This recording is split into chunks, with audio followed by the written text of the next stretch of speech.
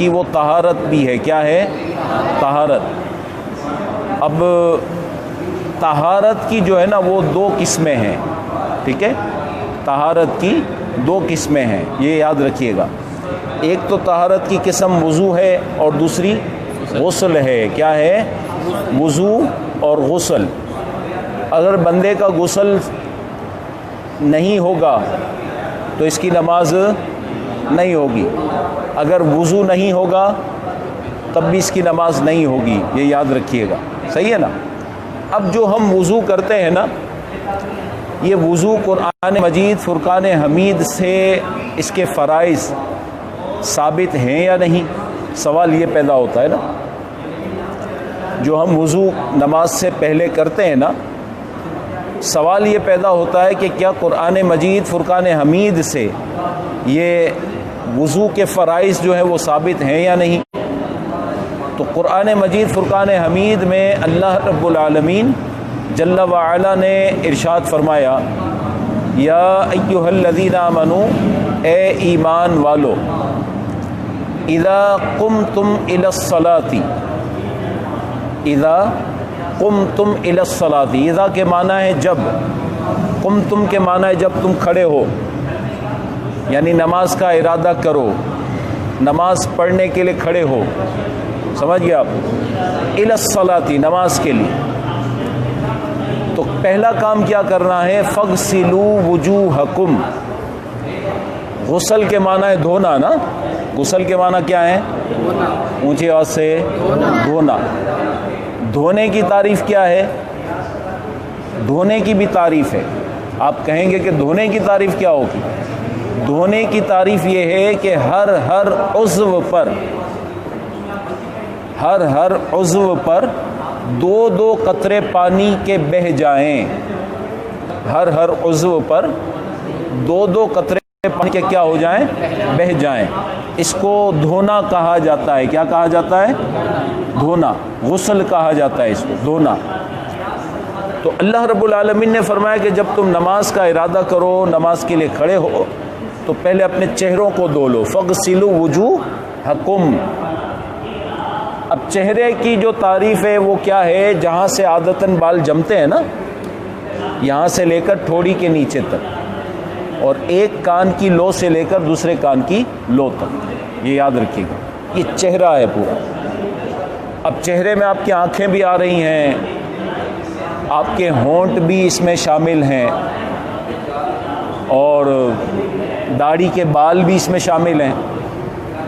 تو کیا کس طرح دھونا ہے؟ پورے چہرے کو کیسے دھونا ہے؟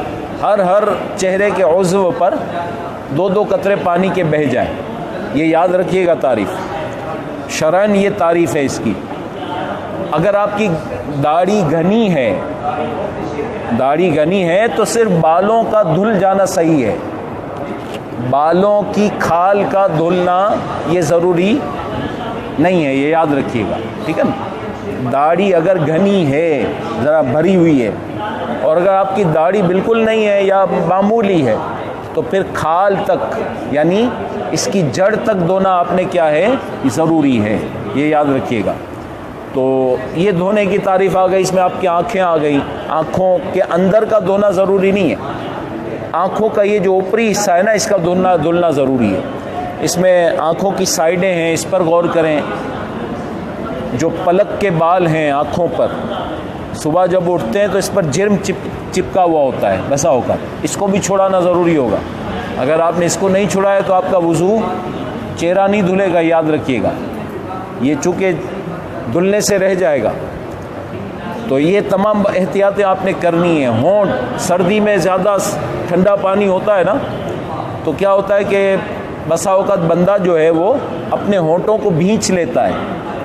جو عادتاً ہونٹ کھلے ہوئے ہوتے ہیں نا، جیسے نارملی دیکھیں میرے ہونٹ نارملی جو بند ہوتے ہیں کیسے ہوتے ہیں؟ ایسے، بس ایسے بند کرنا جیسے میں نے ابھی بتایا آپ کو. تو یہ زیادہ آپ نے بند کر لیا. جب آپ نے زیادہ بند کر لیا، جو نارملی کھلے ہوتے ہیں وہ بند ہو گئے. جب زیادہ بند کر لیا آپ نے پانی کے زیادہ ٹھنڈا ہونے کی وجہ سے، تو اس ہونٹ کی ظاہری سطح پر پانی نہیں پہنچے گا. تو جب پانی نہ پہنچا تو آپ کا وضو نہیں ہوگا، یہ یاد رکھیے گا۔ تو وضو کا پہلا فرض چہرہ دھونا ہے۔ کیا دھونا ہے؟ اونچی آواز سے بول دیں، چہرہ دھونا۔ یہ قرآن مجید فرقان حمید کی اس آیت سے ثابت ہو رہا ہے جو میں آپ کو بتا رہا ہوں۔ فَاغْسِلُوا وُجُوهَكُمْ، اپنے چہروں کو دھو لو، وَأَيْدِيَكُمْ إِلَى الْمَرَافِقِ، اور اپنے ہاتھوں کو کوہنیوں سمیت دھو لو، اپنے ہاتھوں کو کوہنیوں سمیت دھو لو۔ اب میں نے کہا کہ دھونے کی تعریف جہاں بھی ہوگی نا، یہ آپ کو بات یاد آئے گی کہ کہیں میں تیل کی طرح تو نہیں چپڑ رہا اس کو، پانی کو دھونا ہے، اس کو سمجھ گئے؟ اطمینان ہو جائے کہ 2 قطرے بہہ چکے ہوں گے۔ بہت سارے لوگ تو پانی بے تحاشا خرچ کرتے ہیں، یہ اسراف کرتے ہیں، ایسا کرنا بھی یہ جائز نہیں ہے۔ تو ہاتھوں کو جو دھونا ہے یہ کوہنیوں سمیت دھونا ہے۔ اب کیا ہوتا ہے کہ کوہنیاں جو ہیں ہماری بسا اوقات خشک رہ جاتی ہیں، کوہنیاں ہماری بسا اوقات کیا رہ جاتی ہیں؟ خشک رہ جاتی ہیں۔ جب کوہنیاں آپ کی خشک رہ گئیں وضو کے کرنے میں تو پھر آپ کی نماز نہیں ہوگی، وضو نہیں ہوا تو نماز نہیں ہوگی، یہ یاد رکھیے گا۔ آپ نے جب آپ چھوٹے سے تھے تو آپ نے سنا ہوگا جنت کی کنجی، ایک کتاب آتی تھی جنت کی کنجی۔ تو نماز جو یہ جنت کی کنجی ہے، کیا ہے؟ اور نماز کی کنجی کیا ہے؟ یہ طہارت ہے۔ نماز کی کنجی طہارت ہے۔ اگر طہارت درست ہے تو نماز صحیح ہے، اور نماز اگر درست ہے تو نماز جنت کی کنجی ہے۔ سبحان اللہ کہتے ہیں، گویا کہ جنت کا دروازہ آپ کھول رہے ہیں نماز پڑھنے کی برکت سے۔ تو بالکل طہارت پر توجہ کریں۔ ہمارا دھیان، ہماری توجہ نماز میں ہمارا دل نہ لگنے کی سب سے بڑی وجہ یہ بھی ہو سکتی ہے کہ ہماری طہارت درست نہیں ہوتی ہو۔ طہارت کے معاملے میں ہم بڑے کہتے ہیں یار بس نیت صاف ہے منزل آسان ہے، تو ایسا نہیں کرنا چاہیے۔ توجہ کے ساتھ جو فرض ہے وہ ہم نے پورا کرنا ہے۔ تو وضو کا دوسرا فرض کیا ثابت ہوا؟ اپنے دونوں ہاتھوں کو کوہنیوں سمیت دھونا۔ کیا ثابت ہوا؟ اپنے ہاتھوں کو، دونوں ہاتھوں کو کوہنیوں سمیت دھونا۔ تیسرا فرض وَامْسَحُوا بِرُؤُوسِكُمْ، مطلق فرمایا اپنے سروں کا مسح کرو۔ رؤوس رأسن کی جمع ہے نا، تم اپنے سروں کا مسح کرو۔ تو کتنا مسح کرنا ہے؟ 1/4 سر کا مسح کرنا فرض ہے۔ کتنے سر کا مسح کرنا؟ 1/4 سر کا، 1/4 سر کا مسح کرنا فرض ہے۔ تو ہم جو سنت طریقے سے مسح کرتے ہیں تو اس سے یہ فرض ہمارا پورا ہو جاتا ہے۔ اب اس کا طریقہ بھی آپ کو بتایا جائے گا، جو احادیث مبارکہ ابھی تو بیان کرنی ہے نا، ابھی اسی پر اکتفا کرتے ہیں۔ یہ نماز وضو کا تیسرا فرض ثابت ہوا کہ اپنے سروں کا مسح کرنا ہے۔ چوتھا فرض کیا ہے؟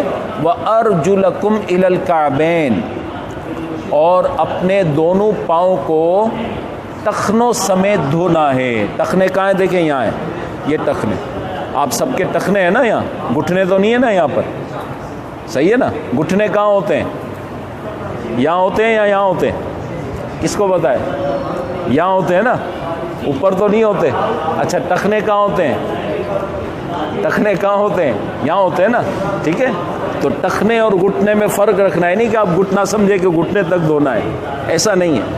وَأَرْجُلَكُمْ إِلَى الْكَعْبَيْنِ، آپ کے دونوں پاؤں کو ٹخنوں سمیت دھونا ہے۔ اب اس پر بھی اکثر لوگ توجہ نہیں کرتے، پاؤں دھوتے ہیں لیکن ٹخنوں کا خیال نہیں کرتے۔ اچھا ٹخنوں کا خیال کرتے ہیں تو نیچے کے جو پنجے ہوتے ہیں پاؤں کے، ایڑیاں جس کو ہم کہتے ہیں، اور پنجے جو نیچے کا حصہ ہے پاؤں کے نیچے کا، اس کا خیال نہیں کرتے، اور اس پر کئی چیزیں چپکی ہوئی رہ جاتی ہیں، کئی چیزیں۔ چاول کے دانے یہ نرم ہوتا ہے نا تو چپک جاتا ہے، یہ یاد رکھیے۔ جب آپ اس کو اپنی طاقت کے مطابق نہیں چھڑائیں گے نہیں چھوٹے گا، یہ یاد رکھیے، مسل جاتا ہے اور چپک جائے گا۔ جب یہ چپک گیا تو یہ اس کا جرم بن گیا تو پانی وہاں پہنچے گا نہیں، اور جب پانی پہنچے گا نہیں تو آپ کا وضو ہوگا نہیں۔ جب وضو نہیں ہوگا تو نماز جو ہے جنت کی کنجی ہے، تو جنت کی کنجی کیسے کھلے گی بتائیں؟ جب نماز کی کنجی آپ نے نہیں کھولی تو جنت کی کنجی کیسے آپ کھول سکتے ہیں؟ کھول سکتے ہیں؟ اونچی آواز سے بولیں تو اس پر توجہ کریں پھر۔ تو وضو کا چوتھا فرض کیا ہے؟ دونوں پاؤں کا ٹخنوں سمیت دھونا۔ یہ قرآن مجید فرقان حمید کی آیت سے کیا ہو گیا؟ ثابت ہو گیا۔ اب آپ کو اگر کوئی پوچھے نا کہ بھئی آپ وضو کرتے ہیں، آپ ماشاءاللہ ہم سب مسلمان ہیں الحمدللہ، اور مذہب مہذب اہل سنت و جماعت سے ہمارا تعلق سنی ہے الحمدللہ، حنفی ہیں، تو ہمارے امام اعظم، آپ کے جو امام ہیں امام اعظم ابو حنیفہ نے یہ کس سے وضو کے فرائض ثابت کیے ہیں؟ تو آپ کہیں گے بھئی قرآن کی اس آیت سے ثابت کیے ہیں۔ سبحان اللہ کہیں دیں، یہ ہے نا، یہ دلیل ہے، یہ آپ کے پاس دلیل ہونی چاہیے۔ عالم اگر دلیل سے بات کرتا ہے نا، اس کی بات میں وزن ہوتا ہے، یاد رکھیے۔ اب آپ عالم بن رہے ہیں، کیا بن رہے ہیں؟ یعنی پورے مکمل عالم نہ صحیح، جو آپ کو سکھایا جا رہا ہے اس کے تو عالم بن رہے ہیں نا، جو آپ کو سکھایا جا رہا ہے۔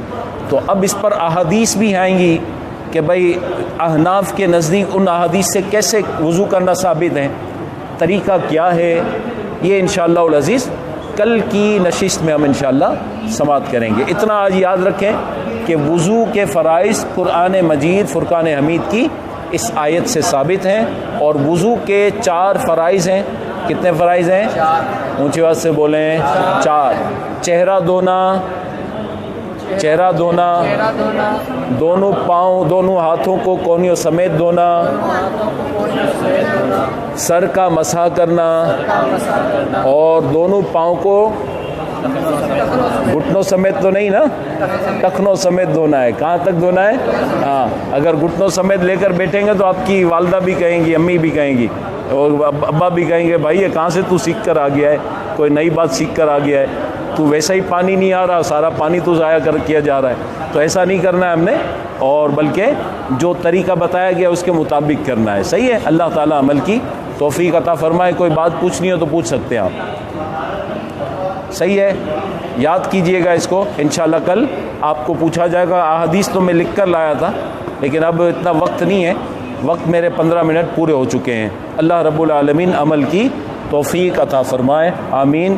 وآخر دعوانا ان الحمد للہ رب العالمین۔